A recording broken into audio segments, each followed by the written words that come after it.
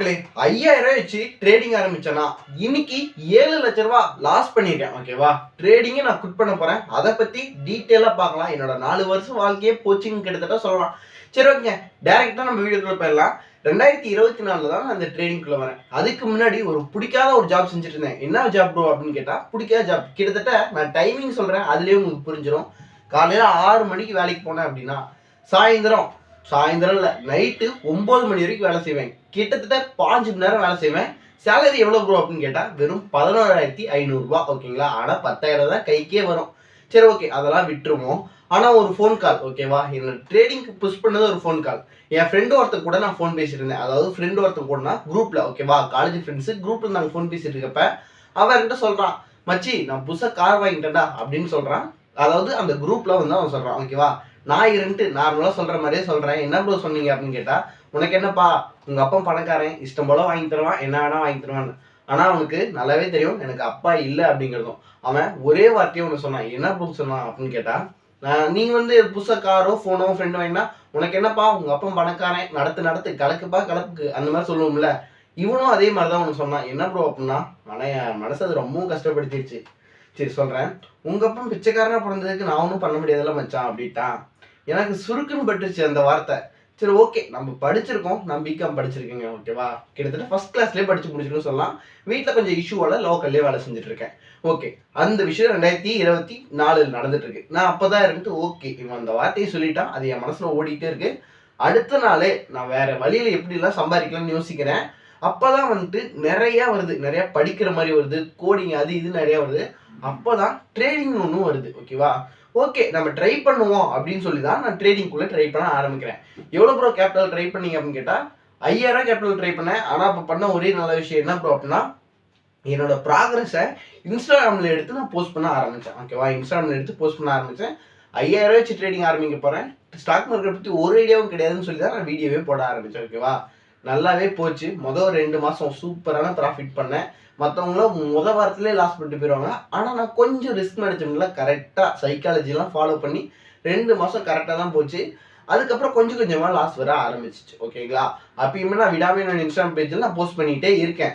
அப்புறமேட்டு என்ன ஆச்சு அப்படின்னா, ஒரு கட்டத்துக்கு மேலே ஓகே 5000 வச்சுலாம் ட்ரேடிங் பண்ண முடியாது அப்படின்னு சொல்லி 25,000 கடன் வாங்கி ஸ்டார்ட் பண்ணுறேன் ட்ரேடிங். ஓகேவா?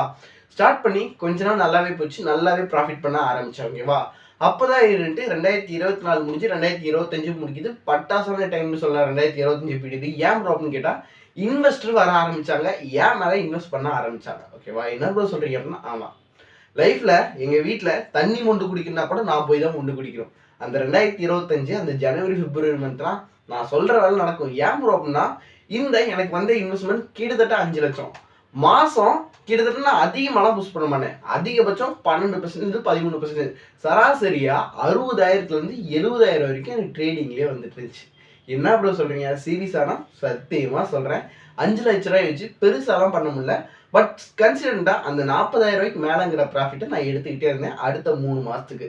வீட்டில் சரியான மரியாதை. ஏன்னா மாசம் சம்பளமே எனக்கு 10,000 தான். ஆனால் மாசம் எனக்கு 40,000 ப்ராஃபிட்ல மட்டும் வருது அப்படிங்கிறப்ப பார்த்துக்கோங்க. கிட்டத்தட்ட அவங்க ஷாரும் கிட்டத்தட்ட போயிடும் பாதி அமௌண்ட். இருந்தாலுமே 30,000 ரூபாய்க்கு மேலங்கிறதே கன்சிடண்டா ப்ராஃபிட் வந்துகிட்டே இருந்துச்சு. அடுத்த 3 மாசத்துக்கு நல்லாவே போயிட்டு இருந்துச்சு. நான் அப்பதான் இருந்துட்டு என்னோட லைவ்ல பார்த்துருப்பீங்க, இன்னமும் இருக்கும். அந்த போர்ட்ஃபோலியோ போய் பார்த்தீங்கன்னா தெரியும். கிட்டத்தட்ட 2 லட்ச ரூபா பக்கம் போர்ட்ஃபோலியோ. அது 2 லட்ச ரூபா போர்ட்ஃபோலியோல 3 லட்ச ரூபா போர்ட்ஃபோலியோ. என்னாச்சுன்னு சொல்றேன். அப்பதான் இருந்துட்டு என் சேனலை ஒருத்தங்க இருந்துட்டு மணி, அதாவது ஃபேக்கா இது பண்ணீங்க அப்படின்னு சொல்லி யார் ரிப்போர்ட் பண்ணாங்கன்னு தெரியல, என் சேனல் பேன் ஆகுது. என்ன ப்ரோ சொல்றீங்கன்னா, சேனல் பேன் ஆயிடுச்சு. அப்புறமேட்டு நான் என்ன பண்றேன், சேனல் பேன் ஆயிடுச்சுன்னு சொல்லி நான் போஸ்ட் எல்லாமே நான் போஸ்ட் பண்றேன். அப்புறமேட்டு என்னாச்சு அப்படின்னா, கொஞ்சம் கொஞ்சமா என் சேனல் பேன் ஆனதுல இருந்து மார்க்கெட்ல என்னோட சரியா ஃபோக்கஸ் பண்ண முடியல. சரி, இவ்வளோ கஷ்டப்பட்டு நான் அதுலேயே ஒரு 7,000 ஃபாலோவர் பக்கம் இருந்தாங்க. இவ்வளோ கஷ்டப்பட்டு கொண்டு வந்து இதாச்சு அப்படின்னு சொல்லி அப்போதான் நான் யூடியூபே ஆரம்பிக்கிறேன். ஓகேவா? யூடியூப் சேனல்லையும் போஸ்ட் பண்ணலாம் அப்படின்னு சொல்லி யூடியூப் சேனல் போஸ்ட் பண்ணுறேன். புதுசாக ஒரு இன்ஸ்டாகிராம் பேஜ் கிரியேட் பண்ணி நான் போஸ்ட் பண்ண ஆரம்பிக்கிறேன். கொஞ்சம் கொஞ்சமாக என்ன ஆகுது, என் மைண்ட் ஒர்க் ஆக ஸ்டார்ட் பண்ண, ஒர்க் ஆகிட்டு இருந்தது, ட்ரெயினில் ஒர்க் ஆகிட்டு இருந்தது ஸ்டாப் பண்ண ஆரம்பிச்சிருச்சு.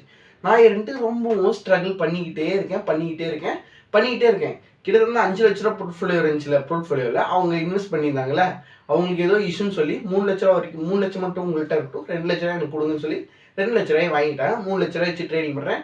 பெருசாக என்னால் கான்ட்ரிபியூட் பண்ணவே முடியல.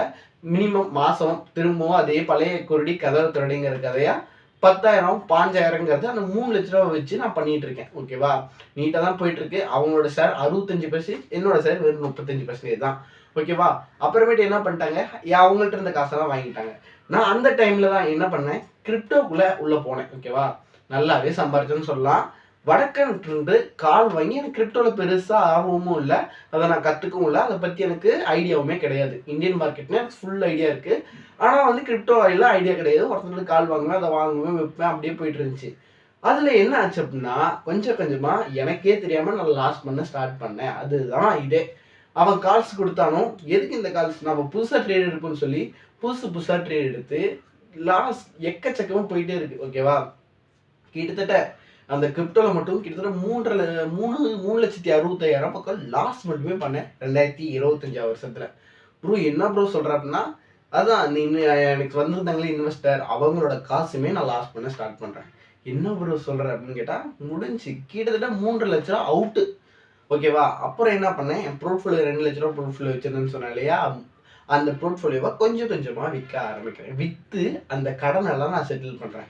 விடக்கூடாது, திரும்பவும் நம்ம எதுவும் பண்ணணும்னு சொல்லி அப்போதான் திரும்பவும் இன்வெஸ்ட்மெண்ட் எல்லாம் மூட்டை கட்டிட்டு நான் என்ன பண்ணுறேன், இன்வெஸ்ட்மெண்ட்லாம் எடுத்து இந்தியன் மார்க்கெட்லேயே போட ஆரம்பிக்கிறேன். கொஞ்சம் கொஞ்சமாக ப்ராஃபிட் பண்ணவும் ஸ்டார்ட் பண்ணேன்.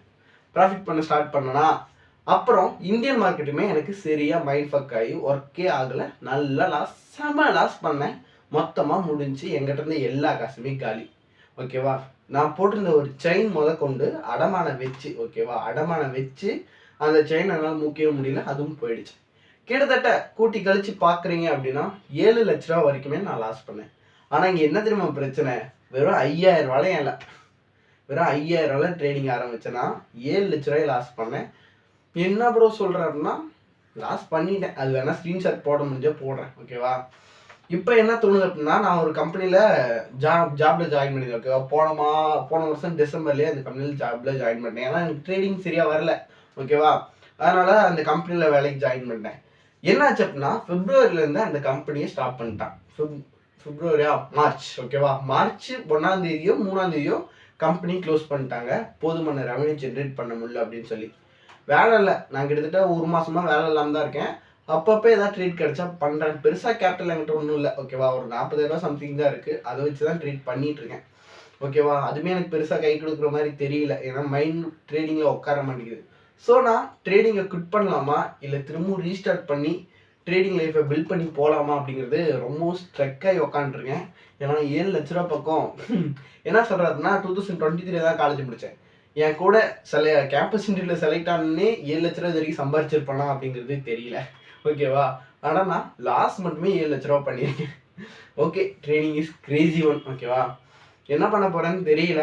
ஆனால் இதான் பண்ணணும்னு என் மண்டையில் ஓடிக்கிட்டே இருக்குது. இதுதான் என் ஸ்டோரி. யார் ஸ்டோரியும் கிடையாது. ஒரு நிமிஷம் இங்கே தண்ணி குடிச்சுக்கிறேன்.